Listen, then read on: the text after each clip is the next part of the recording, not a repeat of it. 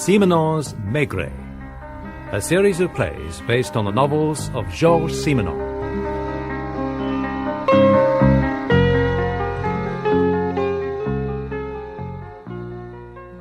Tell you who I heard from yesterday, Georges.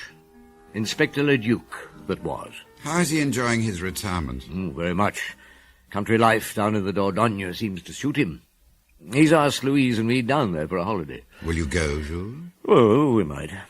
Though, the last time I tried to visit him, it was a bit of a fiasco. I ended up bedridden. You had only yourself to blame. Jumping out of a moving train is not the thing to do. Not at your age. Well, it was instinct. Police instinct. And imagine yourself trying to get to sleep in the lower bunk of a second-class couchette with the chap above you tossing and turning, moaning like anything, and then finally, after a couple of hours of that carry-on, putting his patent leather boots on and dashing off into the corridor. I just peeped out after him to see what he was up to. So would you have done if you'd been in my shoes? Maybe, but I certainly wouldn't have jumped out of the train after him. Not in the middle of a wood, and in the middle of the night. No wonder he turned round and took a shot at you. And hit me. Next thing I knew, I was in a hospital bed in Bergerac. And the local police inspector, the doctor, the public prosecutor, and goodness knows who else, were all standing round accusing me of being a homicidal maniac.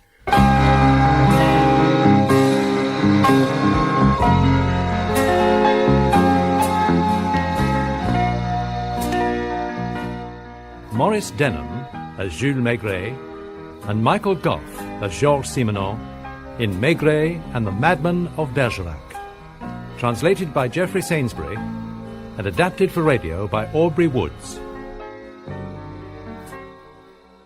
A homicidal maniac? So that's the impression you made? Oh, the circumstances were unusual.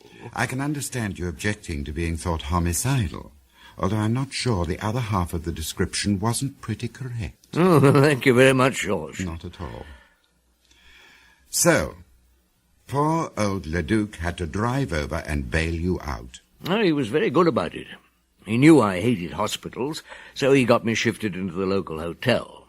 Louise came down and looked after me. Not much of a holiday for her. Oh, nor for me. I was stuck in bed there for about 2 weeks. Not the best place from which to conduct an inquiry. You shouldn't have been conducting it at all. What do you think the local police inspector was there for? No, he was useless. But Leduc was quite informative. In a nutshell? Please.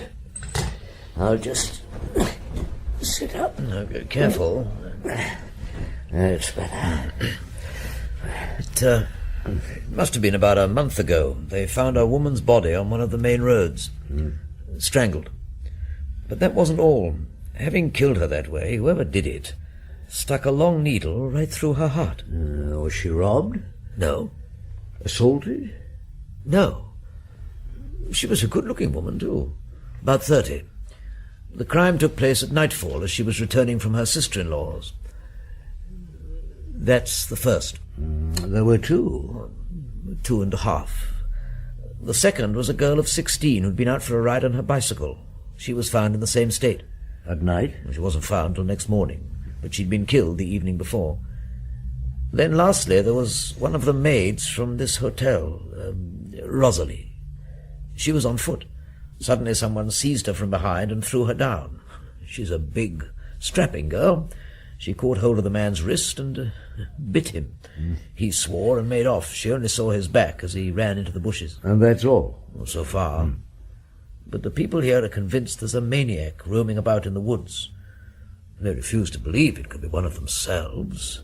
So, when the news got around that you'd been found shot, everybody thought you were the murderer, and they won't get the idea out of their heads easily. Who's in charge of the case? Well, the local people in these little towns. But don't forget, my dear Leduc, that this little town is different from any other. It's a little town with a madman at large, a madman who's only mad by fits and starts. Well, the rest of the time he's walking about and talking to people just like anybody else. I suppose so. Now, something else I wanted to ask you, just between ourselves. What facilities are there in this part of the world for enjoying the charms of the fair sex? Really, Gilles? Now, don't get self-righteous, for heaven's sake. I'm a sick man. That is neither here nor there. Yeah, but the question is, it's important. In the country, you don't have all the amenities of the town. How old is your cook? 65. No young blood around the place? No little shepherdesses? Well, there's only the cook's niece who comes from time to time to lend her a hand. 16, 18? 19. But really, The prosecutor, Diorceau. He's a bachelor, I understand. Now, how does he manage? Do you think he relates his peccadillos to everyone he meets? This isn't Paris, you know. Yes, I had noticed. But everything gets round sooner or later. Well, I only know what people say. There you are. They say he goes once or twice a week to Bordeaux, where he... You know what you ought to do? Huh? Start a little investigation of your own. See if you can find who was away for Bergerac last Tuesday. After all, you've been at the police yourself. Yeah, now look here, Gilles. A joke's all very well, but this one's gone far enough. Are you seriously suggesting that in a little place like this, where the least thing will set tongues wagging, I should start nosing around like a... Well, I won't, that's all. The local police have taken the case in hand. It's nothing whatever to do with me. And if you want to get mixed up... In something which is no business of mine? Yeah. Well, perhaps you're right, but just imagine how you'd feel if in 2 or 3 days' time that little 19-year-old of yours is found with a needle through her heart. Come in. Have I interrupted you? No, my dear. I was just leaving, Madame Maigret. I haven't yet done my marketing. Au revoir, Jules. I'll pop my head in again tomorrow. Thank you, Leduc, and keep your ears open. Yes. Well, I'll see. Now, any news? Not really. But Rosalie, the chambermaid, gossips a little. Your doctor, Dr. Riveau, apparently lives with his wife and his sister-in-law on the edge of town. They say the sister-in-law is just as much his wife as the real one. Ah. Now, anything about the prosecutor? Monsieur Dursault? Not as yet. But I believe Rosalie used to work for him once upon a time. I'll have another chat with her. We'll make an inspector of you yet. No, thank you. Why didn't you use your free travelling pass? What do you mean? When? When you travelled down here. But I did. What have you got there? There's a mat in the passage just outside our door. I moved it just now and found this railway ticket. Under the mat? Oh, just at the edge. It's second class, Paris to Bergerac, dated last Tuesday. Get a pencil and paper. Now, who's been to see me here? Make a list of them. First of all, the proprietor of the hotel. And then the doctor. And the prosecutor came to make his little apology. The local police inspector. Who else? There's Le Duc. Ah, quite right. Put him down. Duc. And get the station master on the phone. And then, of course, Could you get the me the local servants, station and master, for that please? matter, anyone staying here might Sorry, have dropped... Jules. You were saying? No, well, any visitor to the hotel might have dropped that as they went along the passage. But there's no reason for them to be in the passage. Well, why not? Because it only leads to this room. Oh, is that the station master? Just a moment. Thank you, my dear. Chief Inspector Maigret here, station master. Tell me, did any passengers alight from the early Paris train on Wednesday last? Nobody. Oh, thank you very much. No, that's all. So that ticket must have been used by the man who jumped from the train. And that must mean one of the people who've been up here visiting me. How is he this morning, Doctor? His temperature's up. 102. Oh. What can you expect? It moves about too much. Oh, I get fed up lying here. And I don't need to ask you if you've been smoking. The air's thick with it. Let's open the window. You ought to put it together. Would that do any good? No, I suppose not. No, I shouldn't bother if I were you, Doctor. Tell me, at what intervals were our madman's crimes committed? Now, let me see. First was a month ago, the second a week later, and the one that miscarried was a week later still. You know what I think? That there's a good chance another body will be found in the next day or two. If not, it means the chap feels he's being watched. But if there is another... Well, it might enable us to eliminate some people. Suppose, for instance, you were in this room at the time the crime was committed. Well, that'd put you out of the running straight away.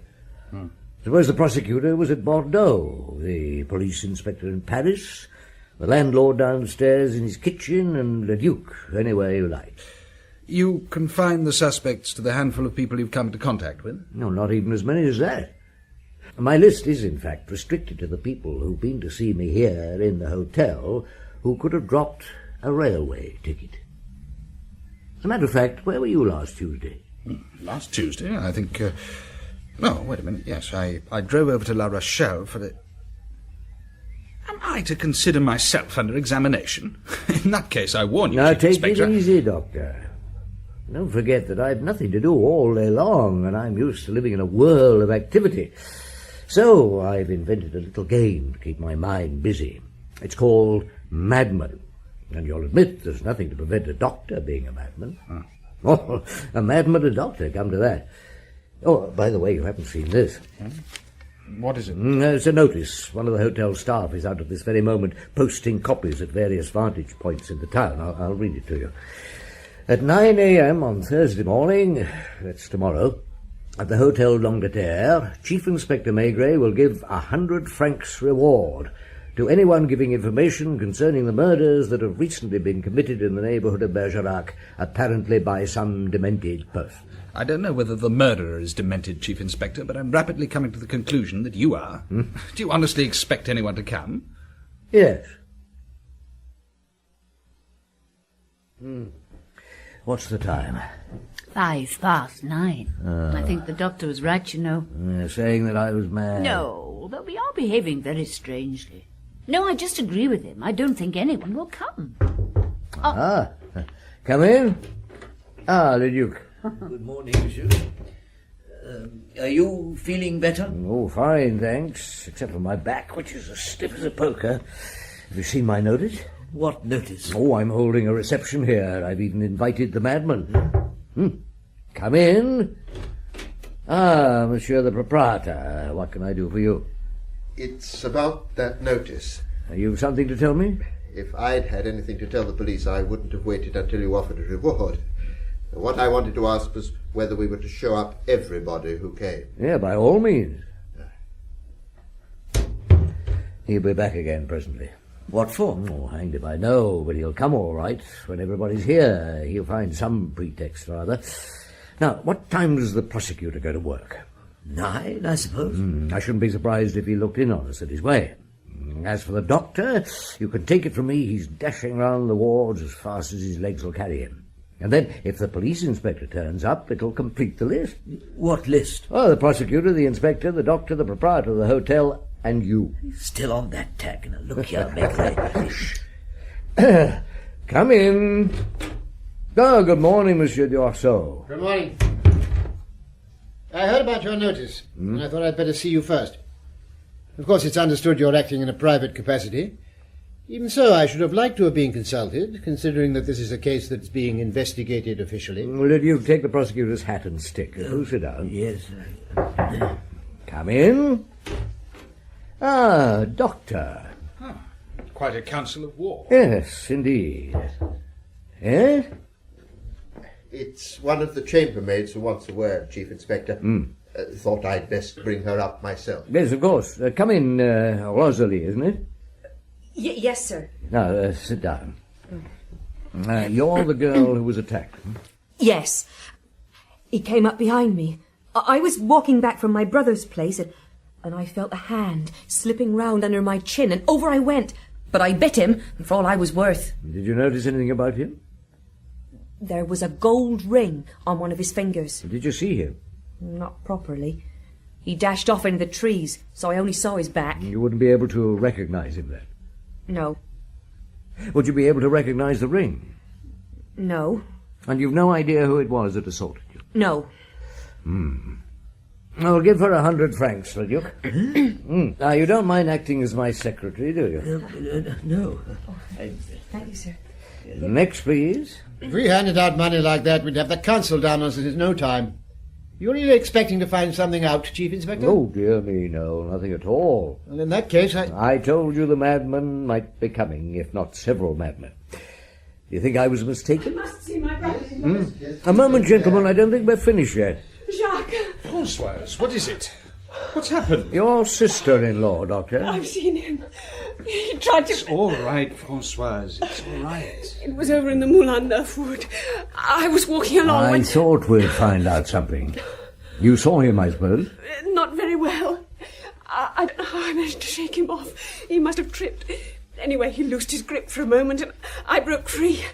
I hit him. What did he look like? I don't know. Some sort of a tramp, old clothes. One thing I'm sure of.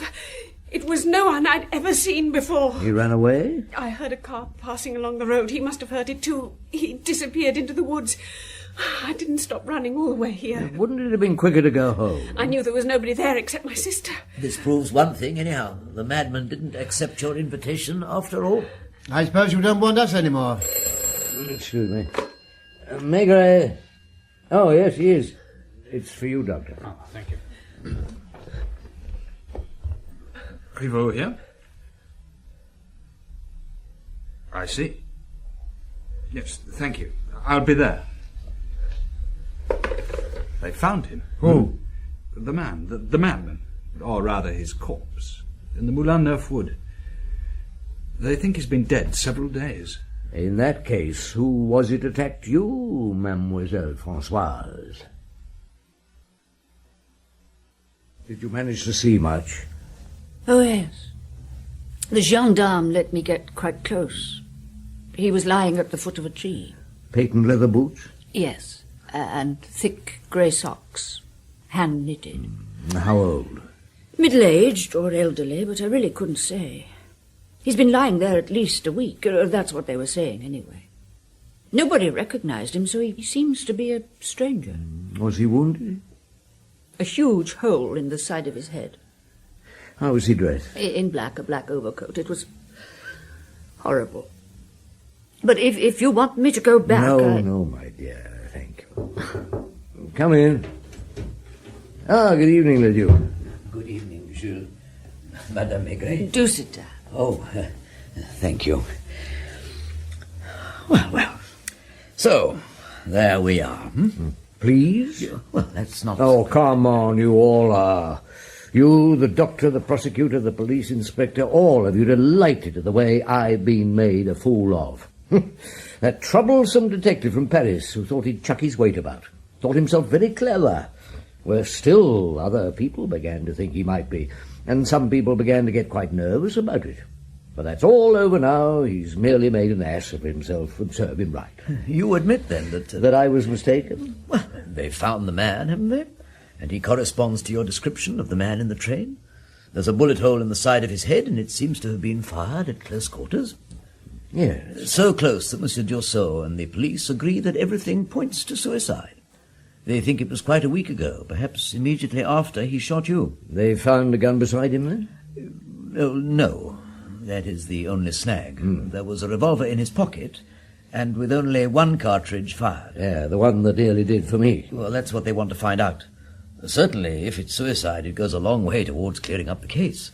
Realizing someone was after him, he saw the game was up and... And if it's not suicide? Well, there are other possible explanations. He may have assaulted someone who was armed, someone who killed him quite properly in self-defense, but was nevertheless too frightened to say anything about it. It would be just like these country people. And Françoise, what about her little adventure this morning? We hadn't forgotten that. We think it might have been no more than a spiteful practical joke. I see. What everyone wants is to get the case over and done with as speedily as possible. No, it's not that. But you must see there's no point in dragging things on now. Well, there's still that second-class ticket I told you about. Somebody will have to find an explanation for that. Now, how did it jump out of a dead man's pocket into a corridor at the Hotel d'Angleterre? Do you want some good advice? To let the whole thing drop. That's it, isn't it? To get well and then clear out of Bergerac as soon as I'm fit to travel. And come and spend a few days with me as you were intending to do in the first place. I've spoken to Dr. Rivaux about it, and he says that with proper precautions there's no reason why you shouldn't be moved now. What does the prosecutor say? I don't understand. Oh, I'm sure he had something to say about it. Didn't he say that I had no right whatever to poke my nose into the case? Now, you must realize that according to the regulations... Look, I may as well put it plainly. With that little comedy of yours this morning, you've succeeded in putting everybody's back up. Once a week, the prosecutor has dinner with the prefect of police, and he says that he'll speak about you so that you have your knuckles rapped by your superiors in Paris. What irritated them more than anything was the way you tried to chuck those 100-franc notes about. They say that I'm encouraging the dregs of the population to wag their tongues. How did you know? That I'm inciting them to sling mud at respectable people. If only you had some real idea to work on. I'd feel differently about it, But I haven't. Or rather, I've 4 or 5. 2 of them looked very promising this morning, then all of a sudden they went up in smoke. You see? So what about it? Will you come over to my place? Well, I'd love to. We both would, but not till it's all over. But now that the madman's dead... Is he? Now you run along, and if they ask you what I intend to do, say you don't know. Can't you persuade him, Madame Maigret? I'm sure he's wrong. I'm not as sure as you are. Good night. Good night. Thank you, my What dear. for? What you said to the Duke. I was almost beginning to doubt myself. Of course you're not wrong. Shall I fill your pipe for you? Ah, thank you. What's for supper? Wait and see.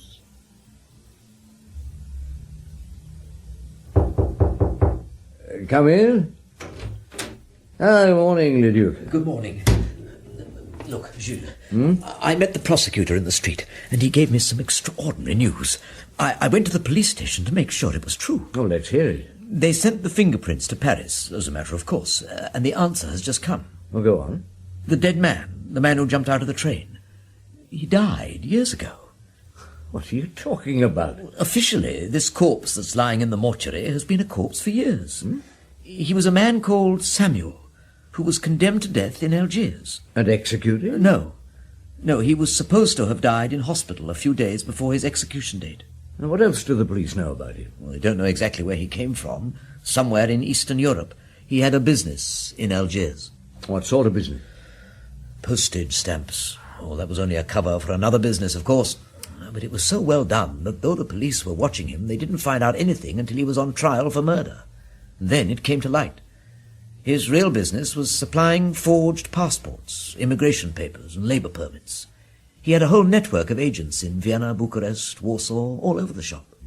Strange. Very, very strange. Why so strange, Jules? No, not his profession, but to run up against it in a place like Bergerac. It all started off as an ordinary provincial case, the local maniac of a small country town.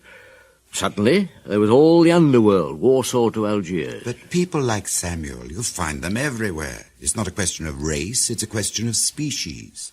Barmen in Scandinavia, gangsters in America, head waiters in Germany, wholesalers in North Africa. They see to everything for a price. And the price, as far as Samuel was concerned, was murder. There was a murder, you said? A double one. 2 men from Berlin found lying dead on a bit of waste ground. There was a lot of nosing around. They found out about Samuel and his 2 agents. That's what the men were. The idea was they'd come to complain of something. No doubt he was doing them out of their commissions. Perhaps they threatened him. So he did away with them? It took a long time to get sufficient evidence against him, but in the end they did. And he was condemned to death. He fell ill, however, so seriously that he was moved from the prison infirmary to the town hospital, where he was supposed to have died a few days later. And? Well, that's all anyone knows. I wonder if your soul's ever been to Algiers.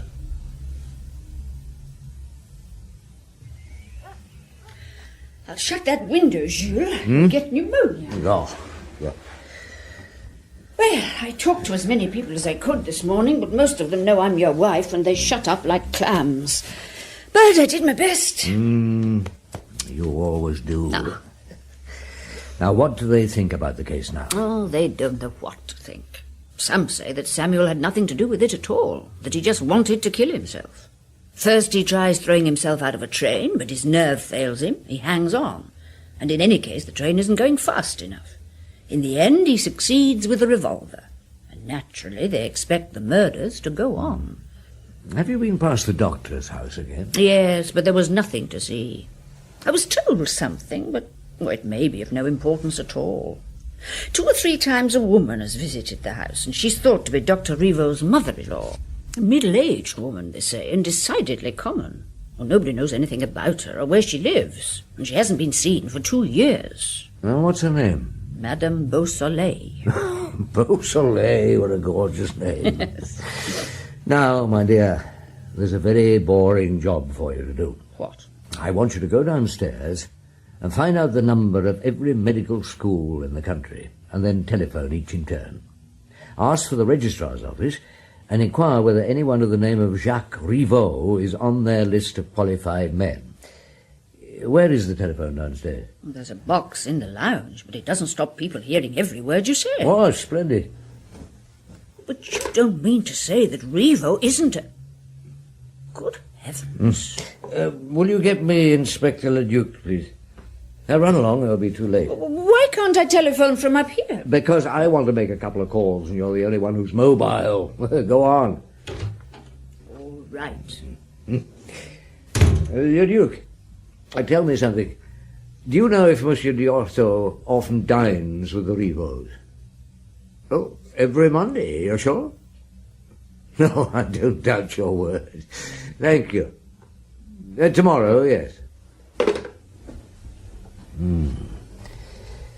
Monday night. Clean white cloth, the table for 4. Monday night. And it was the following night I travelled down from Paris with Samuel. Only I didn't know it then. And then the night after that, or rather early Wednesday morning, Samuel was killed.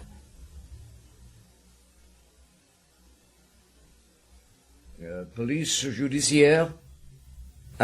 Did you find out if Dr. Rivaux received a call from Paris last Tuesday week? You did? Good. At 2 in the afternoon, yes. The Restaurant des Quatre, Place de la Bastille, a 9-minute call. Right. Thank you. The train left at 5:40. Why did he jump? Was it to escape from somebody or to meet somebody? That's the problem. Jules, we must call in another doctor at once, a real one. It's simply monstrous. It's a crime. And to think... How do you feel? Well, all right. Why? No one has ever qualified under the name of Jacques Rivaux. He simply isn't a doctor. Every register has been searched.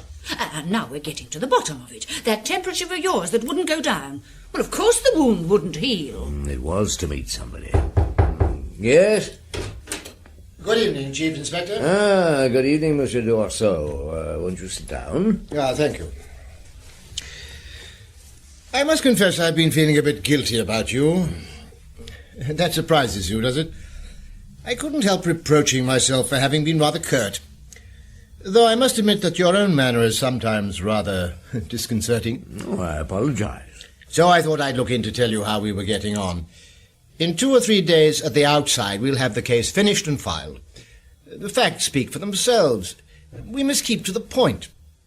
How Samuel dodged execution and had somebody else buried in his place, that's for the Algiers people to go into, if they think it worthwhile, which I don't for a moment suppose they will.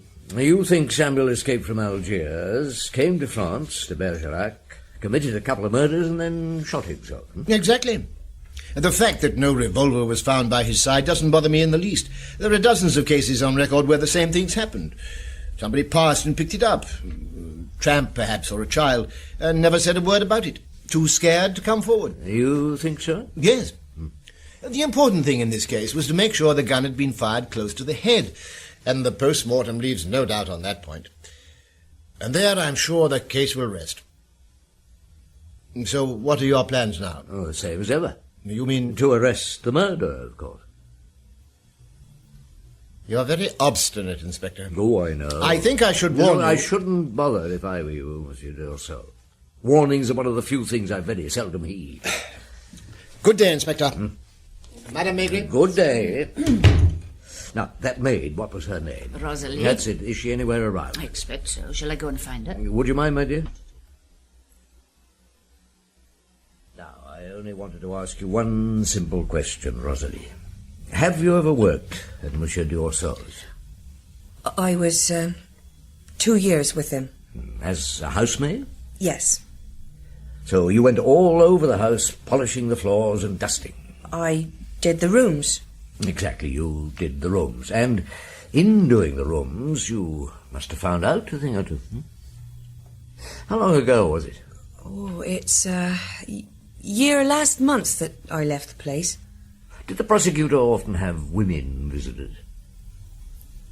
I don't know. Oh, yes, you do. Now, come on, speak out. There's nothing to be frightened of. Wouldn't do anybody any good. What would? If I did speak out. Well, you see, there's my young man, Albert. It would spoil his chances. He's trying to get a government job, and if the prosecutor was against him, well, see what I mean? So there was a lady visitor now and again? No, there wasn't. Oh, come on now. There's a little bit of scandal somewhere, isn't there? Oh, and everybody knows about it. You can't keep things dark forever. Oh, it was a good 2 years ago. A parcel came from Paris, but when they came to look at it, the label was half torn away and they couldn't tell who it was for, and there was no sender's name on it either. Well, they waited a week, thinking someone might turn up to claim it. Then they opened it. You'll never guess what they found. Well, I think perhaps I can. Photographs, but not ordinary ones. Hardly know how to say it.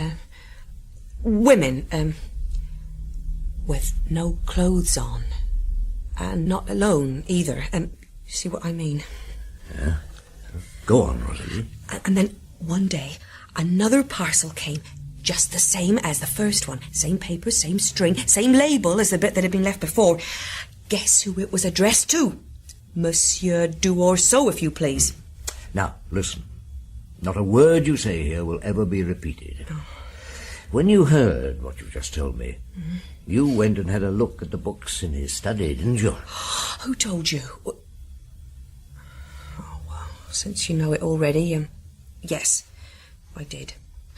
A lot of the bookcases have doors to them with sort of wire netting, and they're always kept locked. Only I once found one where the key had been left in the lock. And what did you find? You know very well what I found. Oh, it was so awful. I had nightmares for a week. I couldn't endure Albert coming anywhere near me. Big books, were they? Handsome books? Yes, but they were all sorts. Terrible ones. Well, things you'd never think of. Well, thank you, Rosalie. If your wife hadn't been here, I should never have dreamt of talking about such things. Did Dr. Rivaux often come to the house? Hardly ever. He used to telephone. Nor anyone of his family? No. Oh, except, of course, for Mademoiselle Françoise, the time she was acting as his secretary. But the prosecutor? Yes. How long did that last? Oh, about 6 months. After that, she went off to her mother's in Paris or Bordeaux, I'm not sure which, and it was ever so long before we saw her in the town again. And Monsieur Dorso never overstepped the mark in his dealings with you? He'd have caught it if he had. Well, Rosalie, thank you for what you've told me. Now, don't be frightened. You won't get into any trouble over it, and Albert will never know you came here. Oh, thank you, monsieur. Oh, Inspector. No, monsieur will do. Oh, dear. To think an educated, intelligent man, and in such a responsible job, too. I know, my dear, I know. But now, would you take down an advertisement I want you to put in the Bordeaux papers for me? Of course. Are you ready? Yes. Now, a certain Madame Beausoleil, formerly of Algiers, now believed in Bordeaux, is urgently requested to present herself at once at the following address, where she will learn something to her advantage. Right. Maigret, solicitor, Hotel d'Angleterre, Bergerac. Madame Beausoleil, please take a chair. And you too, Mademoiselle Françoise. I warn you, I shall complain. It's unheard of. Calm yourself, mademoiselle, and forgive me for wanting to see your mother. Who said she was my mother? Oh, I took it for granted, the fact that you went to meet her at the station. Does somebody mind telling me what this is all about, being picked up at the station like that? Are you a solicitor or a policeman? A policeman. I know your face, madame. Were you ever a singer? Oh, yes, monsieur. I sang at Olympia. Of course. I remember the name Josephine. Yes, how nice of you to remember. But the doctors recommended a warmer climate, and I went on tour. Italy, Turkey, Syria, Egypt. You pitched up in Algiers? Yes. I had my first daughter in Cairo. Who was her father? An English officer. Your second girl, Françoise, was perhaps born in Algiers? Yes, and that was the end of my theatrical career. I was ill for quite a long time, and though I got over it, I never recovered my singing voice. So then? Her father looked after me right up until the day he was recalled to France. He was in the customs. The inspector has no right to question you, Mother. Don't answer another word. Madame, you're quite at liberty to speak or not, just as you think fit. Don't say anything, Mother. You see, Inspector, what can I do? Come in. Madame Rivaux. Excuse me, Inspector, but I heard my mother and sister were here. Who told you? Who? It was someone I met. You haven't seen your husband? No. Give me that pipe, Jules. You've had quite enough. Huh? Madame Rivaux has just passed Françoise a note. Mademoiselle Françoise, that note, please. Where's she gone? Madame Rivaux, when did your husband give you that note? What note? Oh, never mind. Louise, can you see the back of the hotel from that landing window? I think so. Well, go out and watch and tell me if anything happens. I think Leduc's got them. The doctor's car was at the back of the hotel, and Françoise was just getting into it when Leduc drove up. They saw him and dashed into the hotel. Leduc followed them. What's happening? Oh, the note. It told her to join him. A minute more and they might have made it. Jules, it's terrible. Oh, what is it? They're dead. Both of them. Oh, it isn't true. We dashed up here after them, but they had time to slip into one of the rooms and lock the door behind them. Then there were 2 shots. When we broke down the door, they were both dead. Someone's telephoning the hospital. Well, I'm very sorry, madame. She was your favourite, wasn't she? Of course. She had the looks. When the doctor married her sister, she was too young, barely 13. But later, he fell in love with her, and then she had the child. What child? A daughter. Monsieur d'Orsau's daughter. Was Dr. Rivaux practising in Algiers, madame? Yes. What was his connection with this man, Samuel? He was his son. Son? And he arranged his father's escape from the hospital. That's right. There were only 2 patients in that wing of the hospital. One night, Rivaux set the place on fire, and it was the other man who was left in the flames and afterwards given out to be Samuel. After that, Jacques married my elder daughter. And he brought the 3 of you to France? Yes, and changed his name to Rivaux. Samuel was shipped off to America and told never to come back. Yes, he was strange in the head even then. They said the trial had unhinged him. Oh, why did he have to come back? All this need never have happened. It need never have ended like this. It need never have started, of course, if Samuel hadn't murdered his associates. And his son hadn't helped him escape. And then fallen in love with his wife's sister.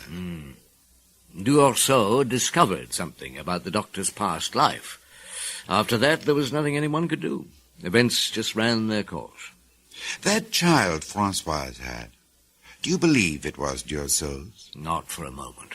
They had an affair, of course, engineered by Rivaux.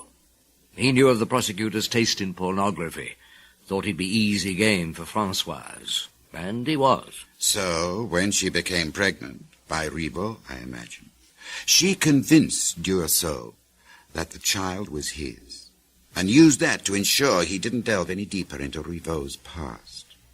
But Samuel suddenly popping up in Bergerac when he was supposed to be safely away in America must have put the cat among the pigeons. He'd been suspected of 2 murders over there. Both strangulations, both found with a needle stuck through the heart.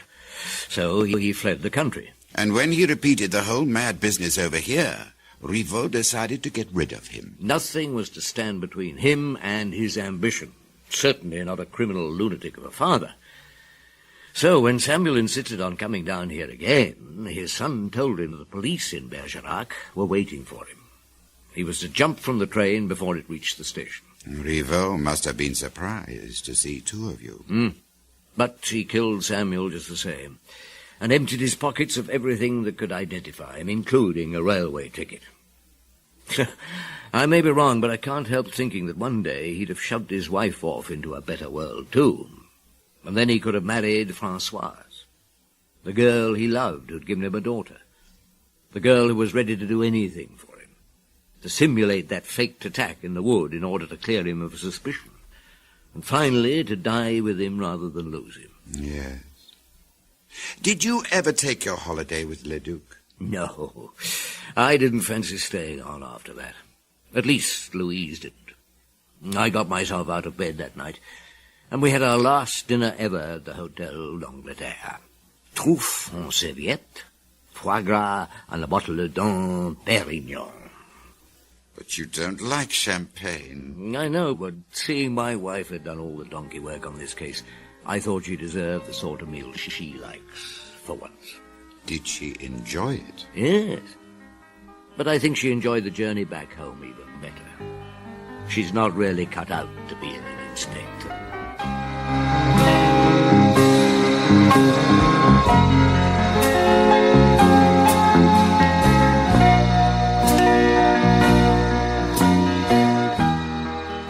In Maigret and the Madman of Bergerac by Georges Simenon, translated by Geoffrey Sainsbury and adapted for radio by Aubrey Woods. Maigret was played by Maurice Denham and Simenon by Michael Goff. Madame Maigret, Irene Sutcliffe, Dieursau, Malcolm Hayes, Leduc, Timothy Bateson, Dr. Rivaux, Gavin Campbell, Madame Rivaux, Anne Rosenfeld, Françoise, Jane Knowles, Madame Beausoleil, Joyce Latham, Rosalie, Nicolette Mackenzie, hotel proprietor, Geoffrey Siegel. The play was produced and directed by Betty Davis.